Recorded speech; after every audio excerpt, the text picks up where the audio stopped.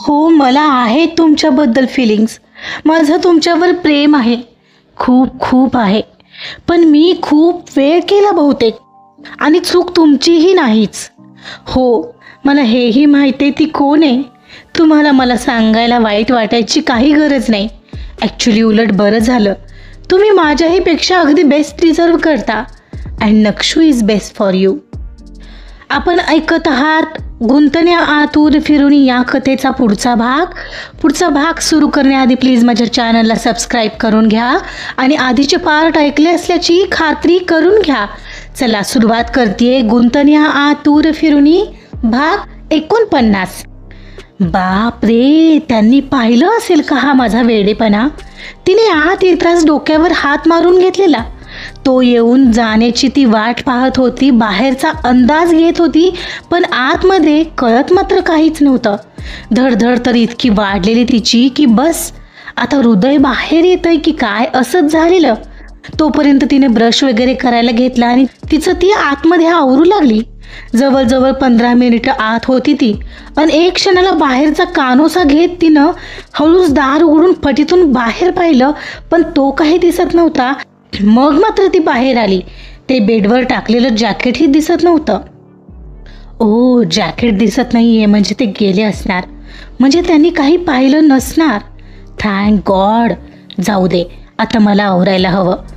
आंघोळ करून मला पहिलं स्टेटस अपडेट करायचंय. आज मी पहिल्यांदा त्यांच्यासाठी स्टेटस ठेवणार आहे. ती मनाशी ठरवतच खुश होऊन आवरायला गेली. आंघोळ करून येताच पहिलं मनालीला गेल्यावर दोघांनी एकमेकांसोबत काढलेले ते फोटोज तिने मोबाईलमध्ये शोधून घेतले आणि त्यातलाच एक एकमेकांच्या डोळ्यात पाहत असतानाचा तो फोटो काढला. आपोआपच तिची ती आठवण जागी झाली. तेव्हा जबरदस्तीने त्यांच्या डोळ्यात पाहताना किती पॅनिक झालेली ती. आणि आता नुसत्या त्या विचाराने ही अंगावर चिरचिरी उमटत होती. तिने तोच फोटो स्टेटसला ठेवला आणि खाली लिहिलं, happy birthday dear hubby. Thank God for giving me the most handsome, loving and caring husband in this world. Wish you many happy returns of the day. आणि स्टेटस अपडेट करून तिनं तोच मेसेज त्याला पुन्हा एकदा पर्सनली शेअर केला, तेही त्याच फोटोसहित, आणि मोबाईल तिथंच ठेवून खाली किचनमध्ये आली. सकाळचा तो प्रसंग स्वतःच्या डोळ्यांनी पाहिला म्हणून, पण तो पाहिल्यापासून इकडं कौस्तुभ हवेत होता. शिवाय रात्री डिनरसाठीही तर तिने स्वतःहून विचारलेलं आणि त्याचं लक्ष आता तिथे ऑफिसमध्ये लागतच नव्हतं. एक महत्वाची मीटिंग होती 9:30ला म्हणून तो लवकर आलेला ऑफिसमध्ये. सगळं आवरून झालेलं, क्लायंट अजून यायचा होता, पण त्याचं सगळं लक्ष घरी मृण्मयी जवळच राहिलेलं.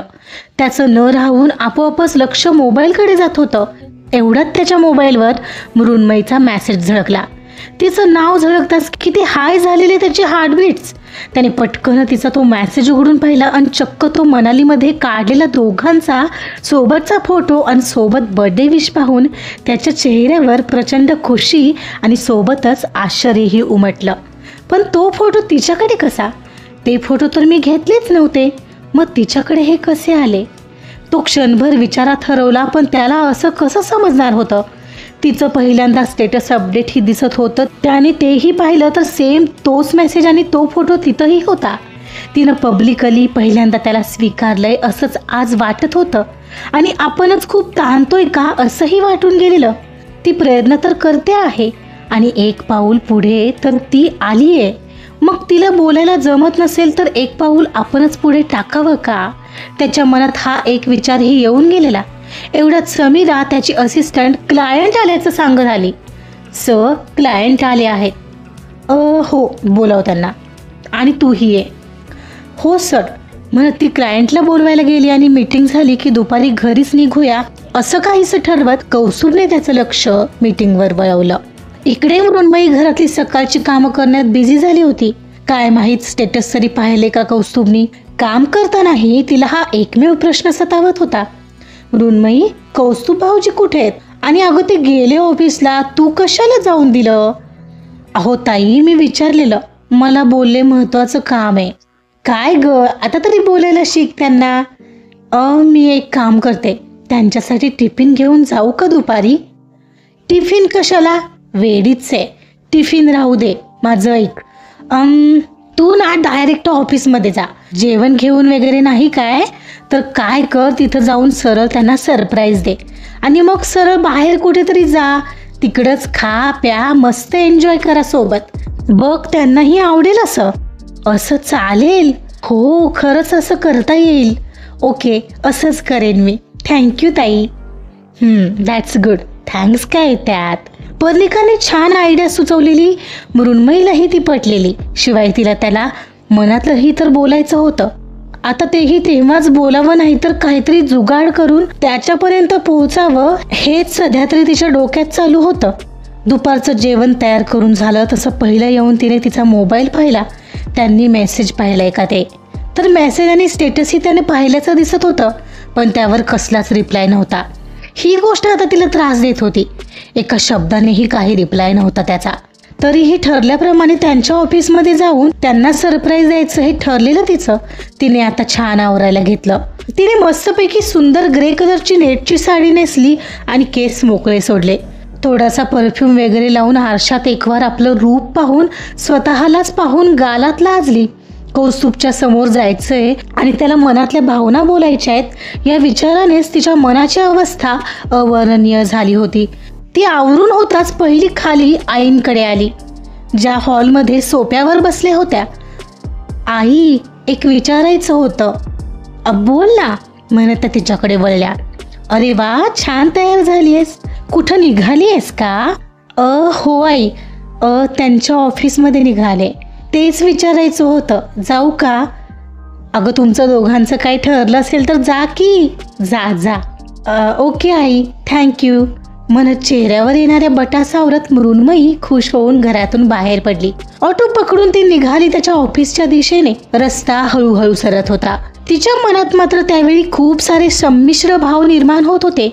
त्याच्या समोर जायच्या विचाराने कधीतरी श्वास जडावायचा, तर कधी धडधड तीव्र व्हायची आणि कधीतरी तिच्या चेहऱ्यावर आपोआपच ब्लश यायचं आणि कधी स्माइल ही यायची. काही अर्ध्या तासाच्या वेळाने तिच्याच विचारांच्या गर्तेत ती त्यांच्या ऑफिसमध्ये पोहोचली. वर ऑफिसमध्ये आली पण पाहते तर चक्क ऑफिस बंद होतं. ते पाहून तिचं हृदय क्षणभर थांबलंच. बाप रे, ऑफिस तर बंद आहे. मग हे कुठं आहेत? का खरंच कोणी दुसरंच त्यांच्या आयुष्यात आहे आणि ते तिला भेटायला गेलेत? तिचं अचानक अंग थरथरू लागलेलं या विचाराने. तिला आता काय करावं तेच समजत नव्हतं. त्यांना आधी सांगायला हवं होतं का की मी येणार आहे ते? पण काय उपयोग जर त्यांना दुसरं कोणी आता माझ्याही पेक्षा महत्त्वाचं वाटत असेल तर? आय थिंक मी खूप उशीर केलाय का? ती तशीच खाली आली आणि तिने पुन्हा घरी जायला ऑटो पाहू लागली. हृदयात खोल काहीतरी सलत होतं. नेमकं आयुष्यात काय चाललंय तिचं तिलाच कळत नव्हतं. एवढ्यात तिला एक ऑटो मिळाली. ऑटोवाल्याला कुठं जायचं वगैरे सांगून ती ऑटोमध्ये बसली, पण ऑटोवाल्याने बहुधा भलतीकडूनच ऑटो घेतली. विचारातच तिच्या ध्यानातच आलं नव्हतं. एका ठराविक अंतरावर गेल्यावर तिच्या लक्षात आलं. तसं तिने त्याला विचारलं, अहो इकडून का घेताय? आपल्याला तर तिकडून चौकातून वळायचं होतं ना. हो पण इकडून खूप ट्रॅफिक असतं यावेळी, सो मी शॉर्टकटनी घेतोय, ऑटो ड्रायव्हर म्हणाला. तेव्हा तिच्या लक्षात आलं खरंच ट्रॅफिक ही खूप होतं त्यावेळी रोडवर. ऑटोवाल्याने एका चौकात ऑटो वळवली आणि आधीच कौस्तुभ नेमके कुठं गेले असतील या विचाराने अस्वस्थ झालेल्या मृण्मयीने त्याला कॉल करायला घेतला. पण त्याचा नंबर डायल करून मोबाईल कानाला लावलाच असेल इतक्यात त्या चौकातील एका दुकानासमोर कौस्तुभ तिला दिसला. तसा तिने पटकन कॉल बंद केला. कौस्तुभ दिसताच तिच्या चेहऱ्यावर एक आनंद पसरला होता. काका, ऑटो इथेच प्लीज थांबवता का? तिने लगेचच तसं काकांना सांगितलं. इथे? अहो इथेच उतरेन मी, ती म्हणाली. तसं ऑटोवाल्या काकांनी ऑटो बाजूला घेतली. ऑटो थांबताच मृण्मयीचं लक्ष पुन्हा तिकडे गेलं जिथं कौस्तुभ उभे होते आणि पुढच्या क्षणाला तिच्या चेहऱ्यावर आलेला तो आनंद मावळला, कारण त्याच्यासोबत तिला एक ओळखीचा चेहरा दिसला. हो, ती नक्षत्रा होती. तिने पटकन स्वतःला आत लपवलं आणि उतरायचा विचार तत्क्षणी रद्द केला. नक्षू, ती काय करते त्यांच्यासोबत इथे? या विचारानेही तिला हृदयाचे 2 तुकडे होत आहेत असं वाटलं. दोघांचं एकमेकांना टाळ्या देऊन बोलणं चाललं होतं आणि ते पाहून आता तिच्या हृदयाचे तुकडे तुकडे होत होते. ओ, म्हणजे ती ऑफिसमधली मुलगी नाही तर नक्षू त्यांच्यासोबत आहे. पण नक्षू का? याचा अर्थ त्यांना नक्षू आवडते का? आता क्षणार्धात कित्येक स्वप्न पाहणाऱ्या तिच्या मनात अगदी निराशा पसरली. मॅडम उतरताय ना? एवढ्यात ऑटोवाल्या काकांनी आठवण करून दिली. माफ करा, तुम्ही ना प्लीज मघाशी मी सांगितलेल्या ॲड्रेसवरच घ्या. काय हो मॅडम, आधीच सांगायचं ना, मला आत्तापर्यंत दुसरं कस्टमर मिळालं असतं. त्याने वैतागून ऑटो स्टार्ट केली. आय एम सॉरी म्हणत तिने आता त्या दिशेला पाहणंही टाळलंच. आतमध्ये स्वतःला लपवत ती मागे टेकून बसली. तिच्या डोळ्यात आता आसवं जमा होऊ लागली होती. आपण फार उशीर केला या विचाराने क्षणभर तिला सुचायचंही बंद झालं होतं. घरी येईपर्यंत तिच्या डोळ्यातून पाणी काही थांबलंच नाही. घर येताच ऑटोवाल्याचे पैसे देऊन ती डोळे पुसून घरात आली. मृण्मयी, तू आलीस ही इतक्यात? अगं बाहेर फिरायला जाणार होता ना तुम्ही? आणि कौस्तुभ कुठे? हो, ॲक्च्युली त्यांच्या ऑफिसमध्ये गेले होते मी, पण ते नव्हते तिथं. मग मी आले. मी आहे वर म्हणत ती वर त्यांच्या बेडरूममध्ये धावली. काय? अगं त्याला कॉल करून गेली नव्हतीस की काय? काय चाललंय हे तुमचं? मला वाटलं तुमचं काहीतरी ठरलंय. थांब, मीच कॉल करते आता त्याला. आई म्हणत होत्या, पण ती काही तिथं थांबली नाही. मृण्मयी एव्हाना वर बेडरूममध्येही आली होती. तिने पटकन आत येऊन दार लावलं आणि स्वतःला शांत करू लागली. नक्षूने तरी निदान मला सांगायचं होतं की हे असं काहीतरी आहे. ठीक आहे ना मृण्मयी, चूक तुझीच आहे. तू जर का त्यांना त्यांचा अधिकार नाही देऊ शकत होती तर त्यांनी दुसरं कोणीतरी शोधलं असेल. It's okay. ती नक्षू आहे, तुझीच मैत्रीण तर आहे. तशीही ती चांगलीच आहे. त्यांना ती आवडत असेल तर इट्स ओके. कदाचित तुझंच नशीब एवढं चांगलं नाही आहे. निदान तुझ्यासारखी कमनशिबी मुलगी कौस्तुभच्या आयुष्यात नकोच. नक्षू अगदी योग्य आहे कौस्तुभसाठी. तिने पटकन मोबाईलवर मेसेज टाईप करायला घेतला कौस्तुभसाठी.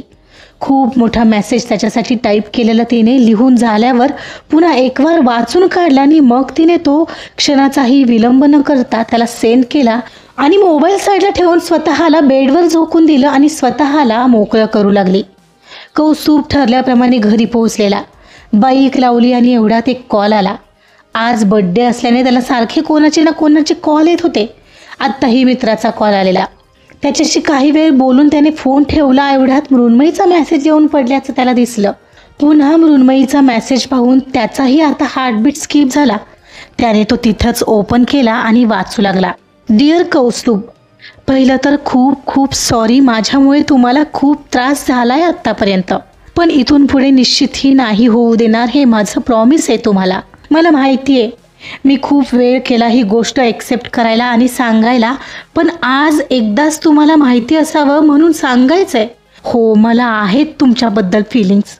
माझं तुमच्यावर प्रेम आहे, खूप खूप आहे, पण मी खूप वेळ केला बहुतेक आणि चूक तुमचीही नाहीच आहे.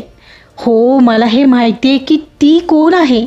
तुम्हाला मला सांगायला वाईट वाटायची काही गरज नाही. ॲक्च्युली उलट बरं झालं, तुम्ही माझ्याही पेक्षा अगदी बेस्ट डिझर्व करता.